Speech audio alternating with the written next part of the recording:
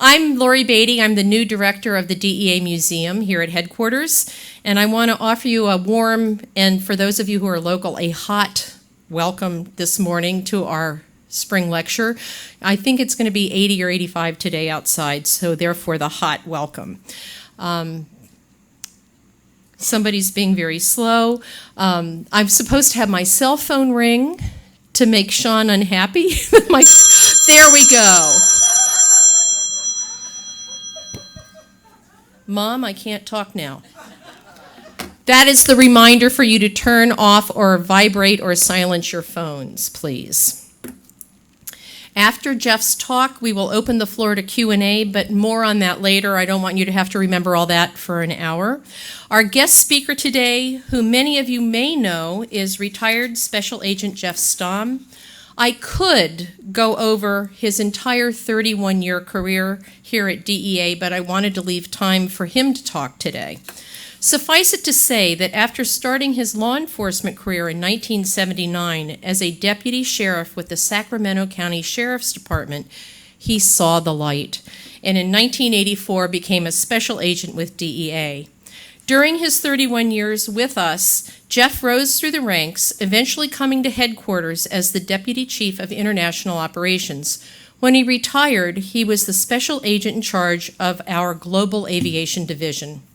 Jeff is the recipient of numerous awards, and that would take at least 30 minutes to do, I think, on their own. He lectures widely, and what I thought was really interesting was in 2003, he was the principal U.S. presenter on Afghan heroin at the G8 summit in Paris. Jeff currently serves as the executive director of the Midwest HIDA. Finally, Jeff is the author of On Dope, a passionate and scholarly argument for maintaining strong drug law enforcement practices throughout the nation. Jeff Stamm.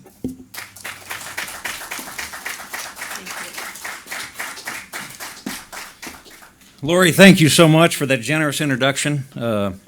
I want to clarify one point. When I started my law enforcement career in 1979, I was 10 years old. So I am absolutely thrilled to be back here at DEA headquarters with such a great group of people. For the record, I don't believe that there is a greater group of professionals, of warrior servants, than the folks here in DEA. Whatever your job series, whatever your function in this organization, you are all the modern version of what G.K. Chesterton referred to as today's unsleeping sentinels who guard the outposts of society. I'm honored to be here to not just talk about my perspectives from 31 years in DEA or as the HIDA director, but also to talk a little bit about the perspectives I gained in my research and writing my book, On Dope, Drug Enforcement and the First Policeman. It's not a book like many would expect. It's not a memoir. It's not about a particular case or even an organization. It's about why we fight this battle and why we must continue to fight for our future, for our children. I wrote it to attempt to distill and apply the arguments and experiences of a whole bunch of other people smarter than I am, why we must continue to enforce the federal drug laws of this nation. The great American writer Flannery O'Connor once said that you have to push back just as hard against the age that pushes against you. So with that in mind, my two principal motivations for writing On Dope was to push back against this ubiquitous false narrative that the war on drugs is lost or that it's been fought in completely the wrong way. Nothing further could be from the truth.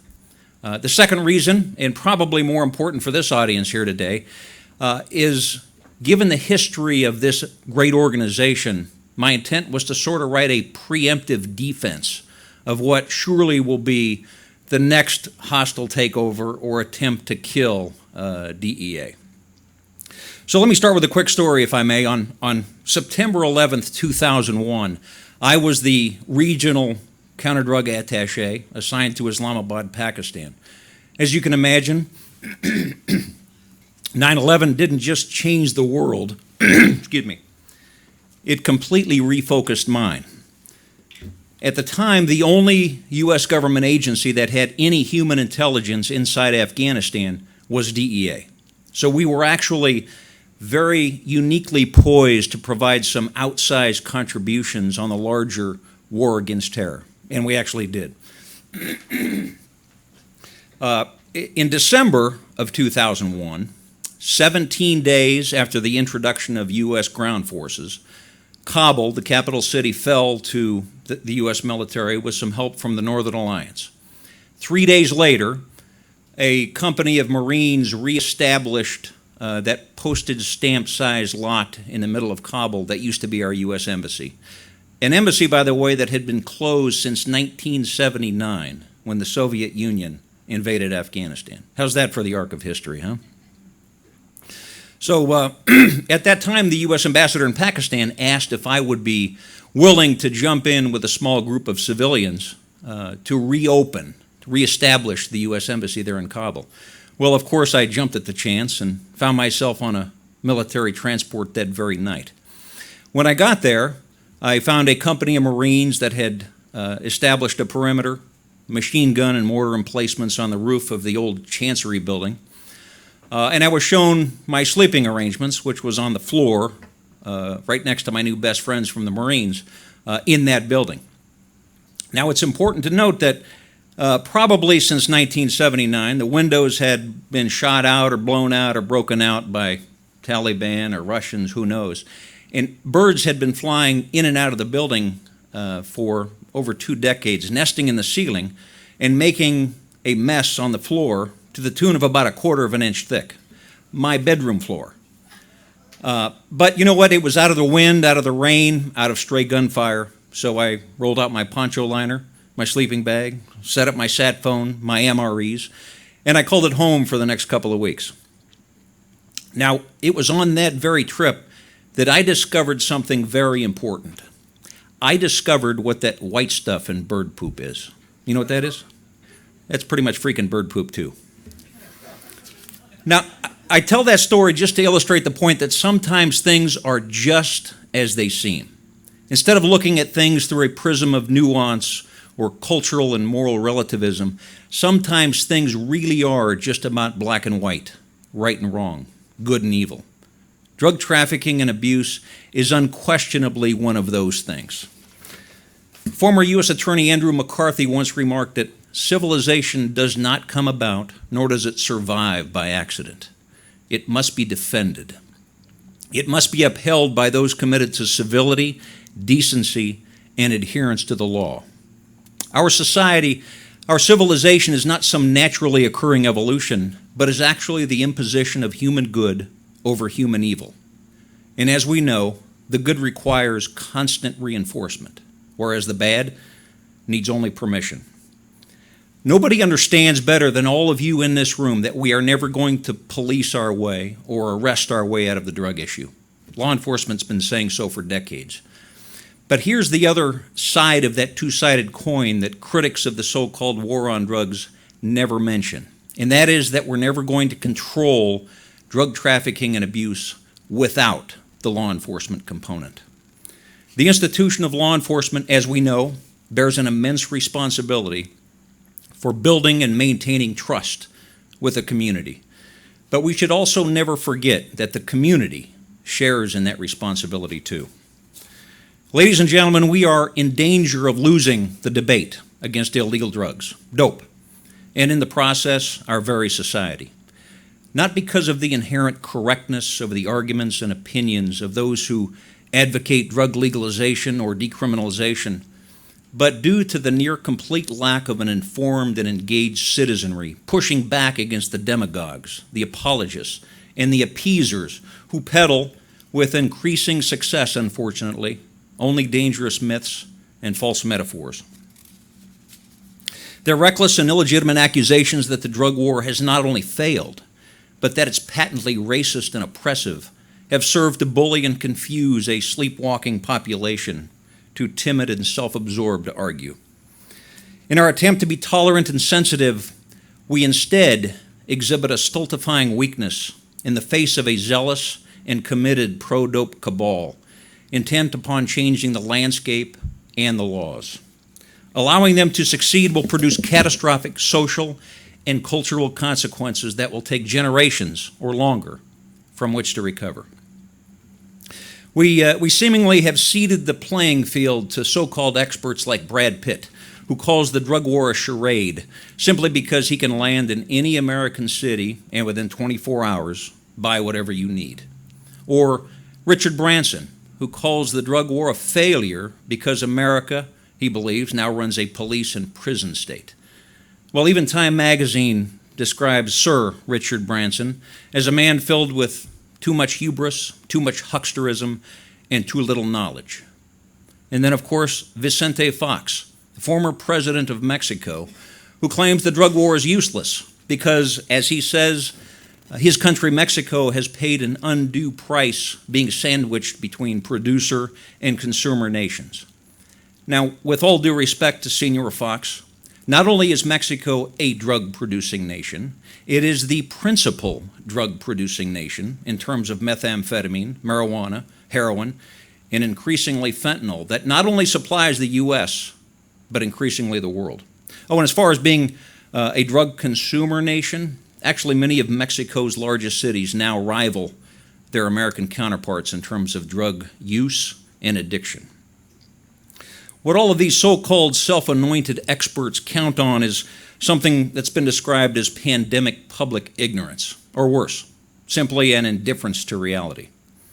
Through what has become something of a forced compulsion to non-judgmentalism and pervasive compassion, we are increasingly surrendering to the false hopes of both utopian liberals and fundamentalist libertarians who preach that drug prohibition does more harm than good, or that drug use affects no one but the user himself. Such views are not only utterly wrong, but destructive and fundamentally incompatible with a free and democratic society. It is, quite simply, to use a highly academic term that I discovered in my research, BS. Now, I use the contraction of that word in the interest of decorum here in this federal building, but I actually mean that seriously. Many years ago, philosophy professor Harry G. Frankfurt from Princeton University wrote an obscure but penetrating scholarly paper called On BS that attempted to analyze the social consequences of a diminishing lack of respect for truth in our culture. The BSer, he writes, does not reject the authority of the truth as the liar does and oppose himself to it. He simply pays no attention to it at all in his quest for some political power. By virtue of this, BS is a greater enemy of truth than lies are. Frankfurt further clarifies and defines BS, I want to make sure I don't slip, as simply an indifference to how things are. Thus, the danger to society lies precisely in this indifference, this regard for truth as insignificant, as trivial, as irrelevant. Frankfurt's treatment of a vulgar yet ubiquitous expression instructs that we should condemn BSers even more than liars if we really care about the truth. It's been said that you don't have to be a soldier to understand war, but it sure can help. Well, so too is this true in the arena of drug enforcement. Criminologist James Inciardi has argued that at least every now and then, those who wish to lecture us the most about the drug issue ought to leave their safe, secure, and existentially antiseptic confines and visit the mean and despairing streets to understand the scope and the solemnity of this problem.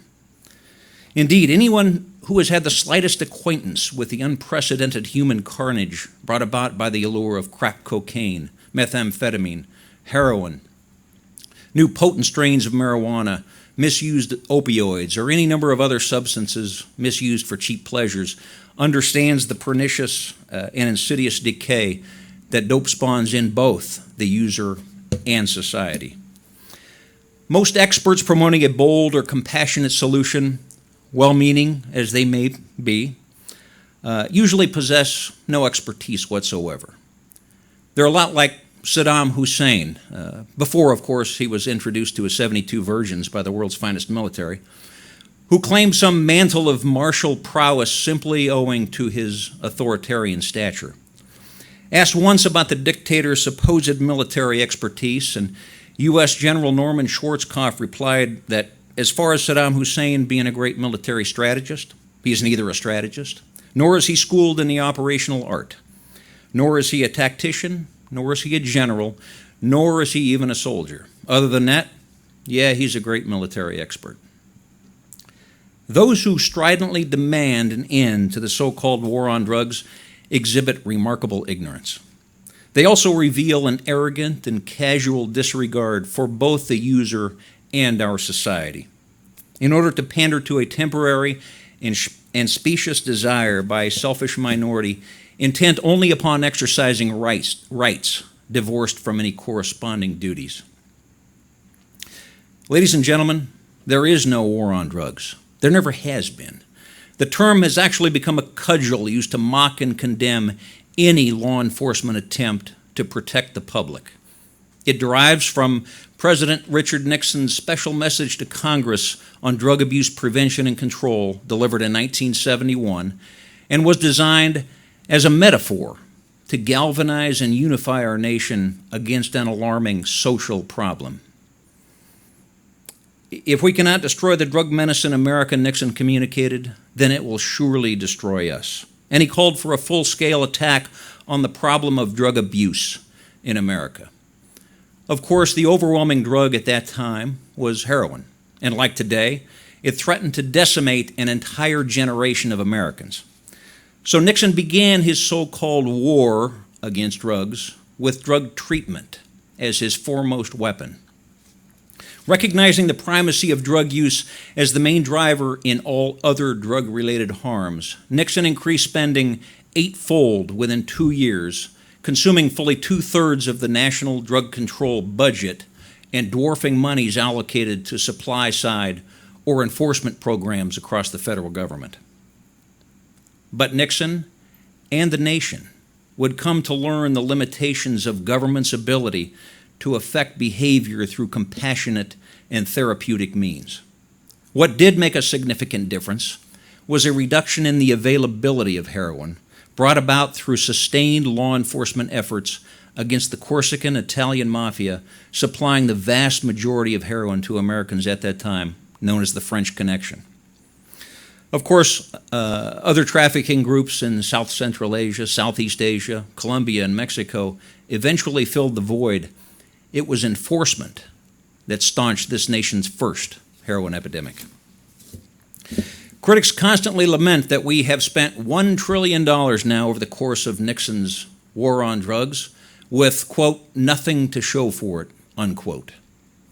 Well, let's apply that same standard to another metaphorical war, shall we? That's Lyndon Johnson's war on poverty, begun in 1965. We now spend $1 trillion every single year on that war. And you know what? The poverty rate in this country has only increased. Where's the parity? Where's the criticism of that war? We have come to vastly overestimate the effectiveness of drug prevention programs in keeping many of our young people off drugs. So too, in the treatment of what we have come to understand as a chronic relapsing condition, drug users succumbing to their intense and durable cravings is by far the most common outcome. In fact, following initial treatment, the relapse rate remains at a stubborn 90 to 95%. A recent Boston University study found that the mean number of drug treatment episodes was 6.9 times in a 6.5-year period before finally taking hold. And according to SAMHSA, across the entire spectrum of public and private funding sources, we now spend $35 billion annually on drug treatment. Moreover, and that's figure has grown from $9 billion in 1986. During the same period of time, the federal government's assumption of those treatment costs has ballooned from 13% of that total to over 1/3 today. How much more are we going to demand of the taxpayers if we rely only upon prevention and treatment as our default options? And how many will die? Ladies and gentlemen, for society writ large, law enforcement is incontrovertibly the most effective and the most compassionate drug treatment and prevention program available to us today, and we should say so without apology. Throughout our nation's 100-year struggle against in the struggle to limit psychoactive drugs, beginning with the Harrison Narcotics Act of 1914. We have continuously sought a social and legal equilibrium between maximizing individual liberty and maintaining that essential requirement of public safety and order. Along the way, we have made mistakes. We have at times witnessed government missteps, but far more often we have experienced tragedy and harm produced by radical self-indulgence and human predation. Clearly, our drug control paradigm falls far short of complete success. It is, however, like Winston Churchill's famous observation about democracy, that it's the worst system ever devised by the wit of man, except for all the others. The success of our drug policies, emulated throughout the world, by the way, is evidenced by the long-term reductions in the drug use rates in this country. The percentage of persons aged 12 and older using an illegal drug in the past 30 days has decreased 38% from its peak in 1979, when over 14% of Americans were using one or more illicit substances, to just 9% today. Now, this may not be winning, but it sure as hell isn't losing. Characterizing this as a failure is not only wrong, it intends to grossly mislead and hoodwink a sometimes all too susceptible public. To completely scrap our current laws and policies based only upon blind hope and sentimental audacity in order to alleviate the supposed harms done by our prohibition of drugs would not simply be reckless, it would be suicidal. Especially if it were to be done on behalf of the mere 9% of our population who seek only unlimited forms of self-gratification. My book is not intended to provide a specific set of policy recommendations designed to chart a pioneering way forward.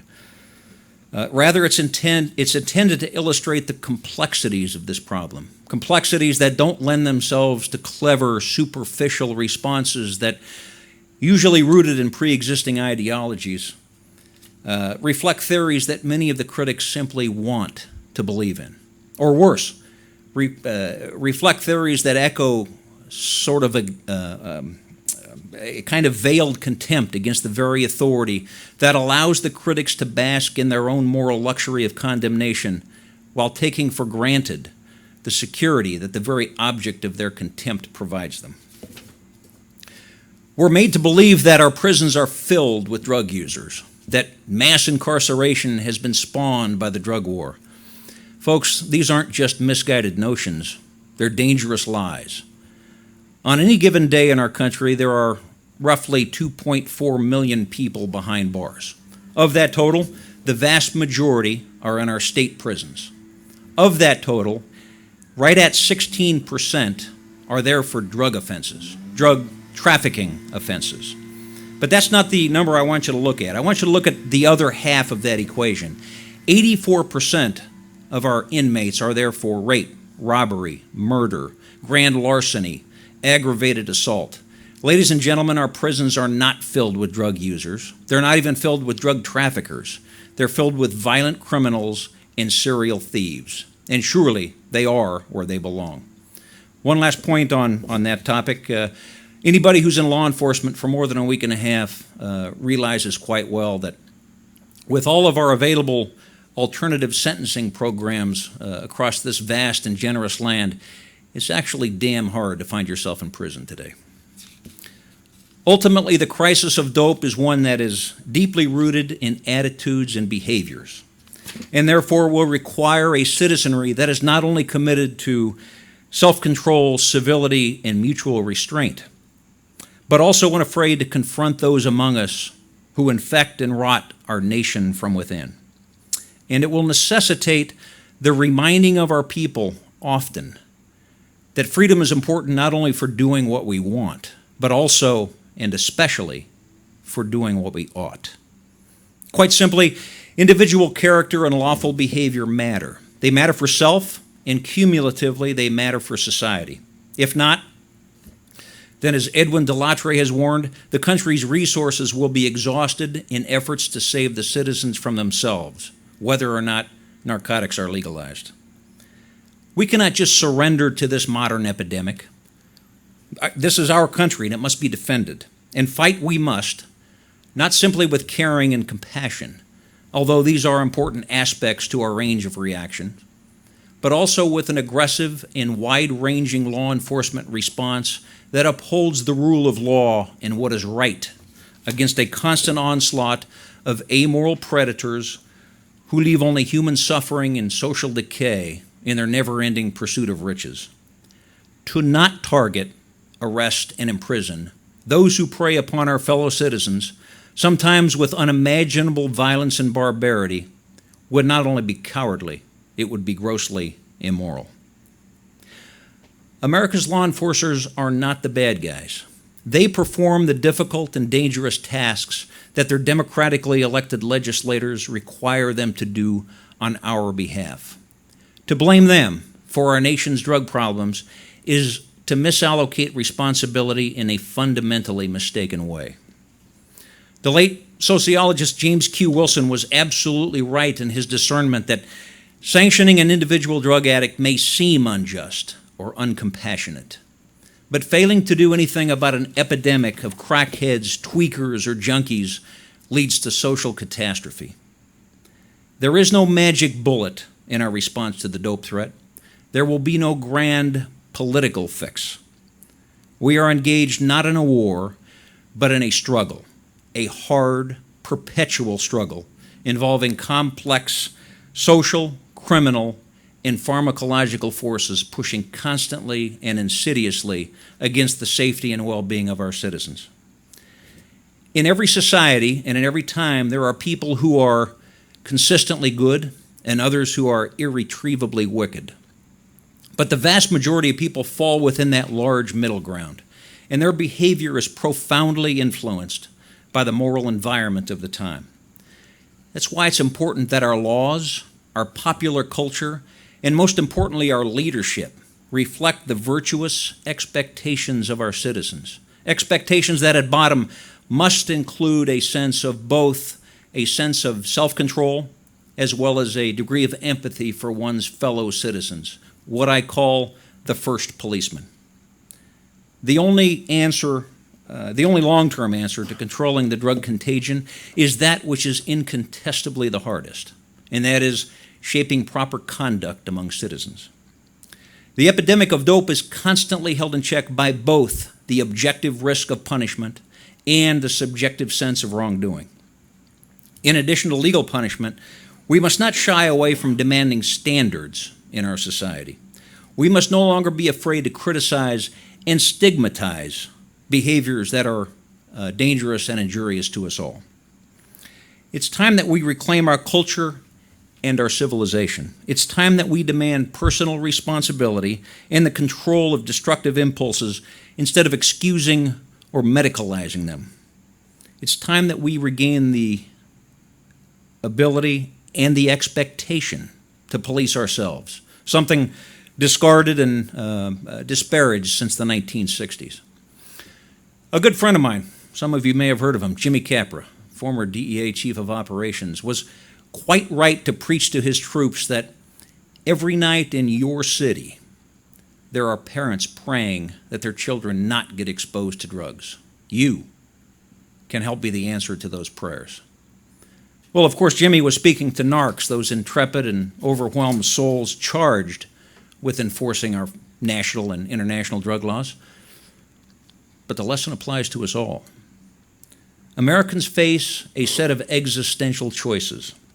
We can continue to allow a polluted pop culture to accelerate our decay and raise our kids, or we can push back and fight for our families, our communities, and our nation.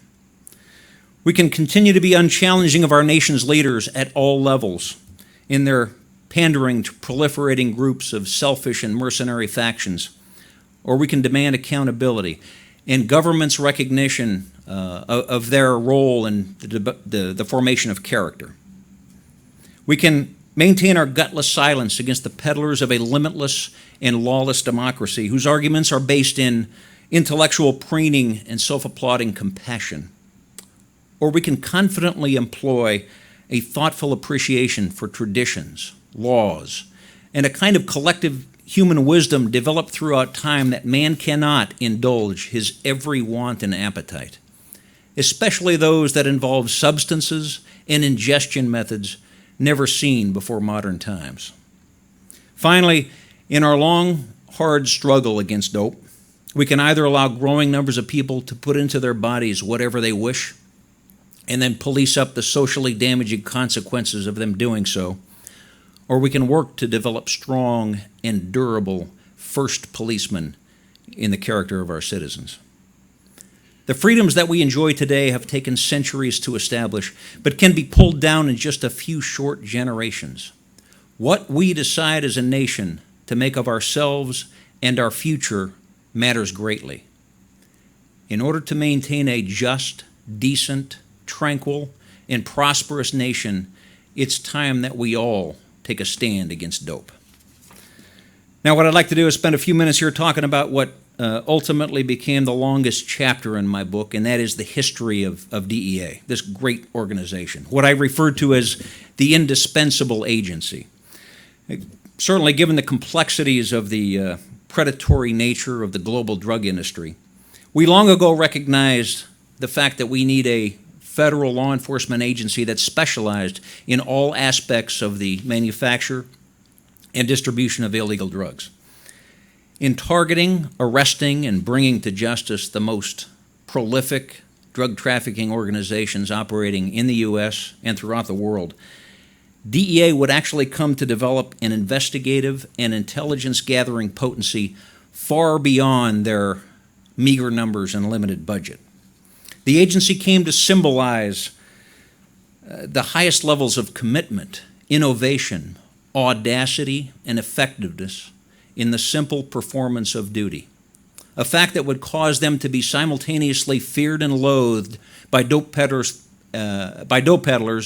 and respected and emulated by their police counterparts throughout the world. Repeatedly scorned and terribly scarred, DEA has endured not only the outsized international challenges of ruthless and prolific drug trafficking groups, but also the recurrent political assaults upon its very survival. Yet, DEA has always risen not simply to meet the challenge, but to embrace it, outsmart it, outfight it, and persevere, not simply to win some so-called supposed war, but to just do their level best in a constant, obligatory struggle. Although, as we know, the country and the world is still gripped by the scourge of drugs, tremendous successes have been achieved. As we know, the French Connection is no more. Pablo Escobar is dead. Carlos later remains in prison. The Medellin and Cali cartels are essentially extinct. Kun Sa's Golden Triangle heroin empire is no more. The largest Israeli organized crime ecstasy kingpins have been extradited and are serving time in the U.S. Many of Afghanistan's narco-terrorists have been ensnared and are no longer funding operations against U.S. forces. Scores of Mexican cartel figures and leaders have been either killed or captured. And domestic drug trafficking groups like the Hells Angels and the Crips and Bloods are mere husks of their former selves. All were relentlessly targeted and pursued by DEA and its partners. A Colombian national policeman once said that there are norms and parameters that the police have to obey, but when the adversary doesn't have to obey them, he has the advantage. You know what? He's absolutely right. But American law enforcement officers in general, and drug agents in particular, are intensely averse to sacrificing the hallowed institutional and political values that define us as a society.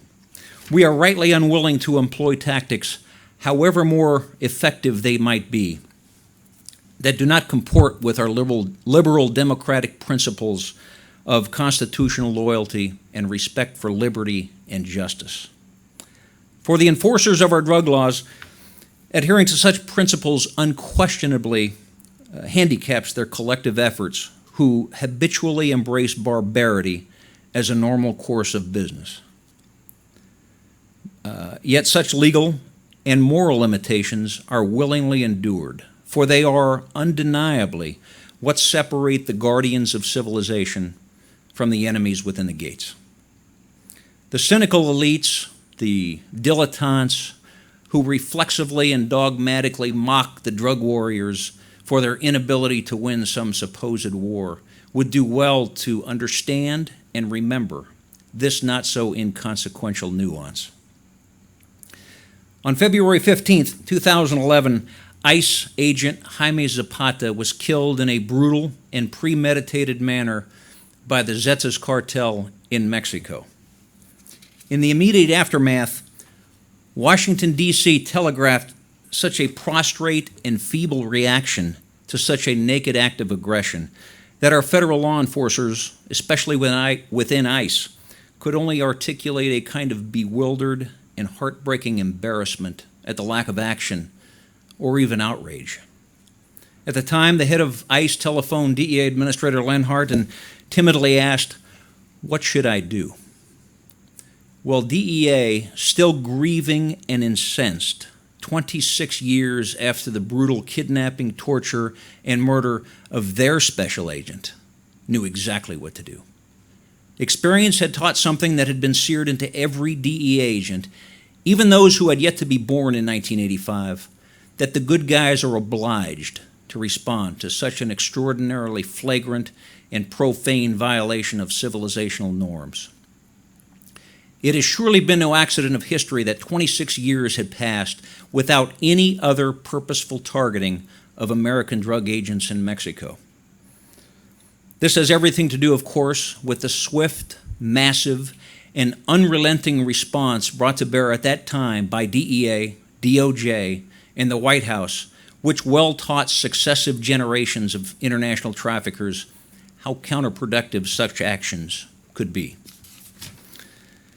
Within 1 week of, and by the way, I think for his leadership back in 1985, I think Jack Lawn continues to be widely regarded as the greatest administrator this agency has seen. Within 1 week of Agent Zapata's murder, DEA, not ICE, DEA, planned, orchestrated, and executed Operation Bombardier, consisting of massive raids against the Zetas, not just throughout Mexico, but across the U.S., that answered the horrific criminal act with the full weight and imagination of the law. For the family of Special Agent Zapata, that day was nothing less than the sublime and unambiguous application of the rule of law by the good guys on behalf of justice and on behalf of civilization. For those who have been to Epic, you know that out front stands a memorial to Enrique Camarena. There you'll find a portion of a poem called The Colors, written by Nathalia Crane, which simply reads, "You cannot choose your battlefield. The gods do that for you. But you can plant a standard where a standard never flew." Ladies and gentlemen, it's time we stop being mere spectators to our own downward destiny. It's time we set things right, to plant a standard, not just for Kiki, but for us. To all of you in DEA who continue to be our unsleeping sentinels who guard the outposts of society, I salute you, and I wish you Godspeed in your continued work. Thank you very much.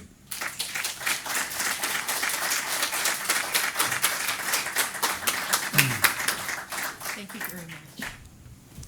For those of you here, we have 2 mics. If you have a question, please raise your hand and we'll get a mic to you. If you're watching on the web, there's a click question button below on the home page, if I understand correctly. You can click that, pose your question, and it will come to one of our staff and it will be read for you. So, questions and answers. Go right ahead. Thank you very much for coming. 2 questions. One is, Carl Quintero is not presently in jail or dead. What would you suggest be done about that, because you mentioned Kiki in particular, and he was responsible for his murder.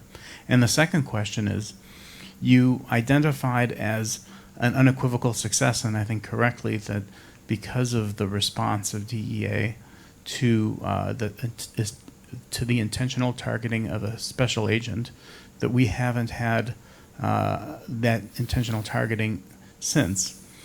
Whereas when we talk in general about the war on drugs or the fight against drug trafficking, the definition of success seems to be more ambiguous. When we've dedicated a lot of money and resources in the past, we've maybe slowed down the pace of drug use a bit, but we haven't really reversed it. What policy changes specifically would you suggest that we take in order to actually show a reverse and a decline in drug use in this country? Thank you. Thank you for that question. I don't think I could repeat it for those who didn't hear it. But the first half of that, I really can't state, being gone from DEA for a year and a half now, what specific actions we're taking to find and arrest and extradite Rafael Caro Quintero. I think the relationship that DEA has with the Mexican authorities, from my understanding, is never better, believe it or not. However, the cops down there have such an uphill battle with the funding and the corruption and the adversarial relationship that even some within their own government pose, that it continues to be difficult. To answer your second question, you heard me talk about it in here. I think leadership is everything when it comes to drugs. There's been a lot of folks that have vilified and made fun of Nancy Reagan's Just Say No program years ago. But for those who have done some research on the matter, it worked. Just Say No was not intended to impress our sophisticated elites in this country. It was intended to impress 12 and 13 and 14-year-olds, and it worked surprisingly well. For every drug epidemic we've had in this country, going back to 1914, there are two essential drivers: availability and acceptability. It's on that second front that we need to do better in letting folks know that drug use is unacceptable. It's something that maybe you can survive, but writ large, it's something that society can't. So without getting into specifics on policies and things in the previous administration, I hope we now have some strong leadership on why drugs are wrong and why it's so damaging to society writ large. So, and once again, whether it's powder cocaine, crack cocaine, methamphetamine, and now our second wave of heroin, every time we see a new trend, it's not just availability being made by our international drug trafficking organizations and domestic. It's the fact that they become somehow acceptable to certain segments of society. So I think messaging is key. Jeff, thank you very much for your important message. From people like myself who worked with you for many years at DEA, we appreciate that. Could you give us a sense on what you think the new administration's maybe top priorities should be in the drug fight? Well, I tell you what, looking at all the trends, and you folks know as well as I do that they're all going the wrong way. Not just marijuana for kids. It's not just the opioid epidemic, but the Mexican cartels are pumping out cheap, pure methamphetamine more than ever before. So we can't continue to take our eye off the ball with all of these other problems, especially with cocaine about to come on strong again, just because we've got this bright, shiny object over here with opioids and heroin. Those are tremendous problems. But every heroin addict out there is not just a heroin user. For the most part, they're poly-drug users, and they've started with at least marijuana, if not other drugs. So we don't necessarily have a heroin problem. We have a drug problem, and we have to fight them all essentially equally. And once again, as I talked about, we can't continue to talk about internationally with our foreign counterparts that, yes, we wouldn't have such a problem with drugs in the world if it weren't for Americans having that huge consumption problem, and then come home and do absolutely nothing about it. We have to make this struggle something that's, and you heard me use the term stigmatized again. Stigma is actually much more important than law in keeping citizens in line with each other to maximize liberty for all of us. So I think although addiction requires our help and our compassion, there's a lot more folks out there that aren't drug addicts. They're recreational drug users, and we have to criticize and stigmatize that kind of behavior.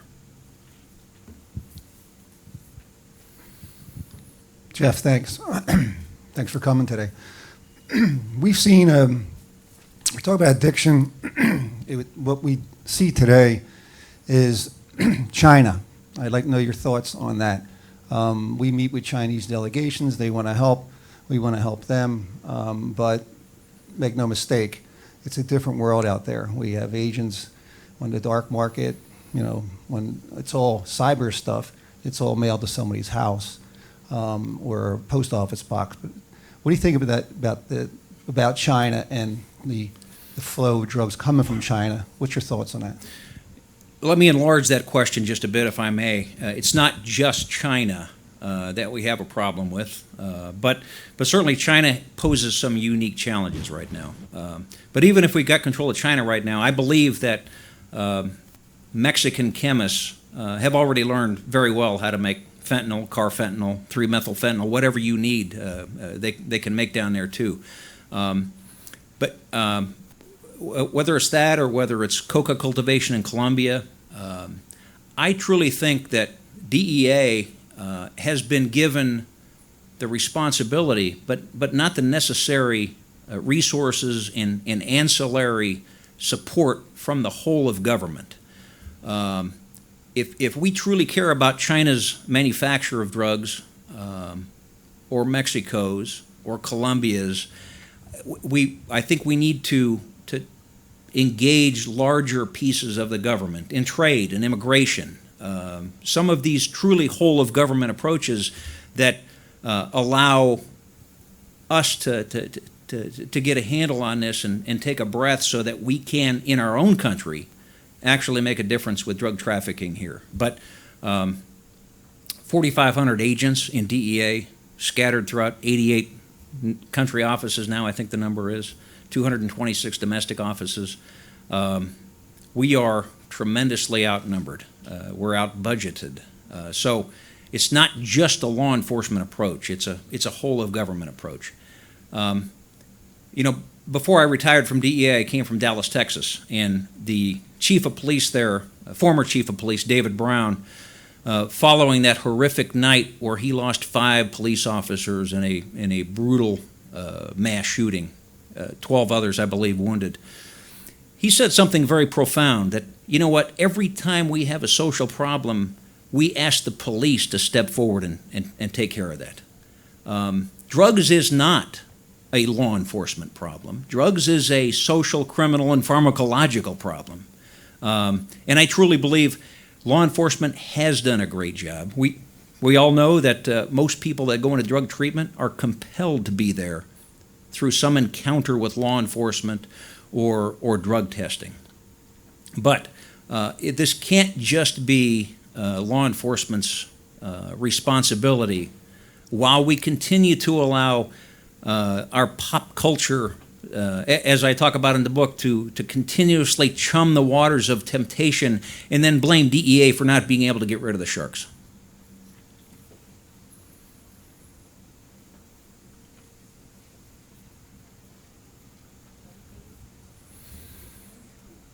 There's one coming from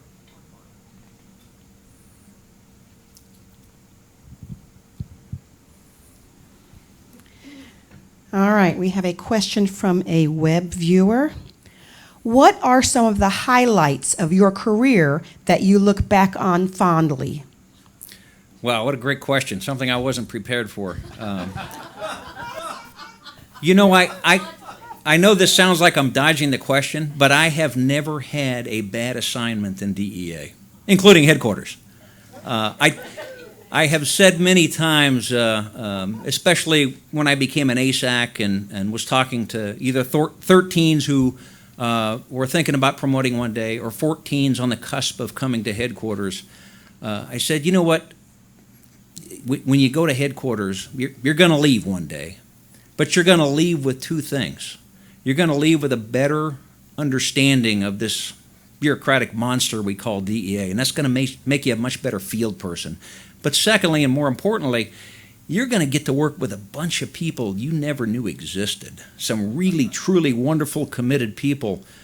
Because we're so scattered throughout the globe, we don't always get to work with the folks that you get to know. And I truly mean that there are no greater committed, dedicated professionals than DEA. One of the pleasures here today is just coming back to this home, this agency. And I still have not just fond memories of every place I've been, but some great friends and people that continue to fight the good fight. So once again, I thank you for allowing me to be here with you today. I thank you for those who continue to fight the good fight, to fight the struggle. So thank you very much.